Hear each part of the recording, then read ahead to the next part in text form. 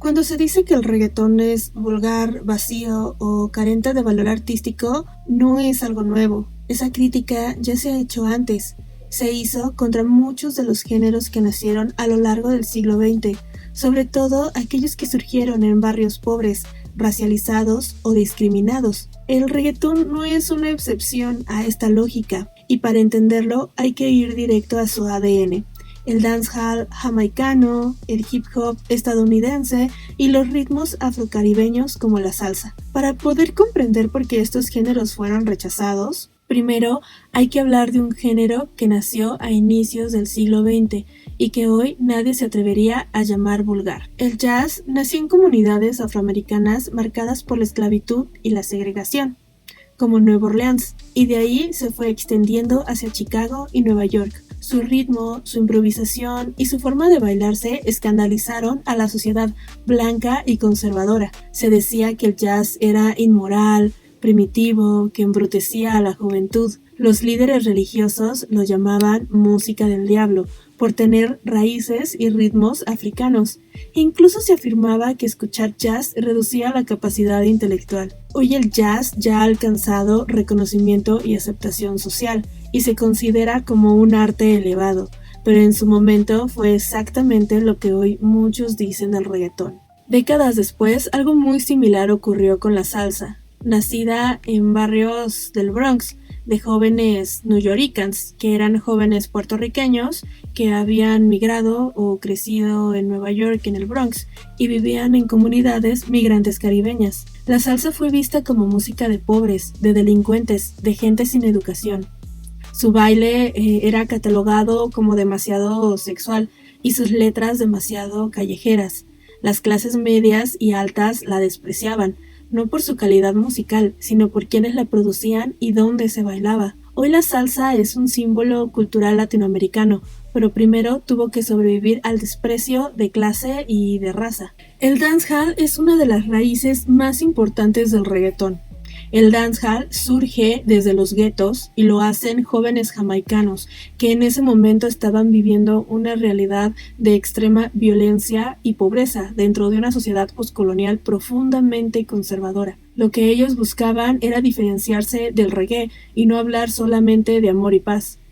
Buscaban hablar de su realidad y de su forma de ser. Por eso utilizaban el slackness, una forma de hacer letras donde no buscaban agradar, sino que buscaban hablar sin ningún tipo de recato y sin ningún tipo de corrección sobre el placer, dinero, baile y deseo. También por eso de ahí viene el dembow, que es tan mencionado en el reggaetón, porque su baile y su cuerpo en ese momento se convertían en un espacio de resistencia económica y política. Ellos buscaban decir, esto es lo que soy, esto es lo que vivo y esto es cómo disfruto, como un acto de resistencia y como un acto de generar su propia narrativa, frente a la narrativa que se buscaba impulsar sobre una Jamaica llena de amor, paz y como un paraíso. El hip hop nació en el Bronx, en barrios golpeados por el racismo, la pobreza y el abandono estatal.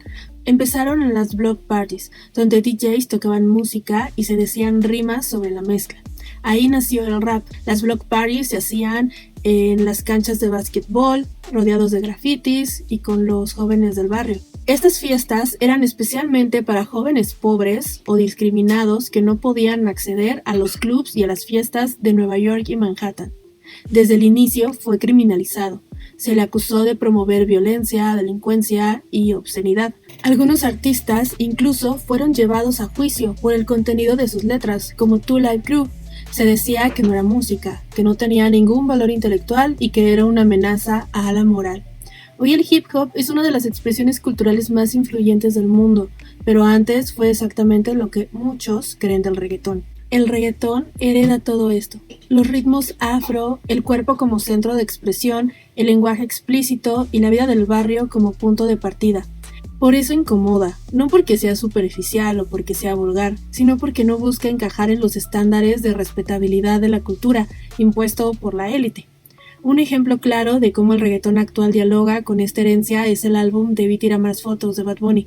Lejos de ser solo un producto comercial, el disco funciona como un ejercicio de memoria cultural, identidad y resistencia, utilizando los códigos del reggaetón para hablar de temas históricos y también colectivos. En la canción Nueva York, la ciudad se convierte en un símbolo de la experiencia del migrante latino, un espacio donde se consume la cultura latina, pero que muchas veces se rechaza a quienes la producen. En Café con Ron se apela directamente a una identidad afrocaribeña. Tiene elementos cotidianos que se transforman en marcadores culturales, que reivindican una historia atravesada por la colonización, la esclavitud y la resistencia. En Debí tirar más fotos, el reggaetón conecta la memoria íntima con la memoria colectiva, oponiéndose a la lógica del consumo rápido y del olvido. En esa canción recordar se vuelve como un acto político. Así el reggaetón no solo continúa una tradición musical afrolatina, sino que también continúa su función histórica, la de incomodar, la de desafiar y disputar quién tiene derecho a definir qué es arte, qué es cultura legítima y qué voces merecen ser escuchadas.